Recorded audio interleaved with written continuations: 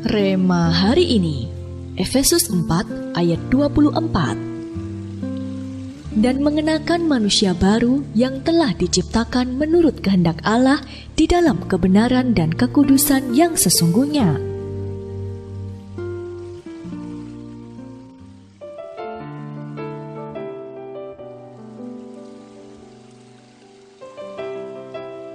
Jika membeli emas, kita pasti akan menemukan kode yang tertera pada emas tersebut.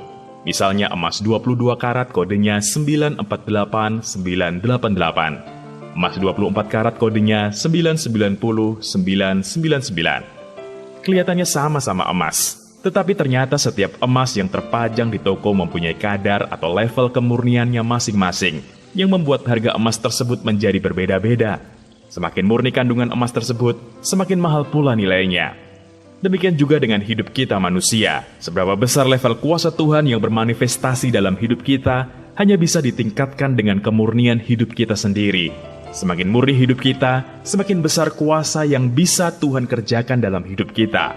Kuasa Tuhan inilah yang akan mengerjakan mujizat yang lebih masif, sehingga keajaiban yang tidak masuk akal dan terobosan-terobosan yang lebih dahsyat lagi terjadi dalam kehidupan anak-anak Tuhan. Untuk itu, murnikanlah hidup kita semurni emas 24 karat, tidak hanya 18 karat atau 22 karat. Singkirkan semua dosa yang menghalangi hidup kita. Kenakanlah manusia baru yang telah diciptakan menurut kehendak Allah dalam kebenaran dan kekudusan yang sesungguhnya. Ketika kita menyingkirkan dosa dan semua hal yang tidak berkenan di hadapan Tuhan dan mengenakan manusia baru, sesungguhnya kita sedang menyediakan ruang yang lebih besar untuk menerima kepenuhan Roh Kudus yang lebih lagi dalam hidup kita.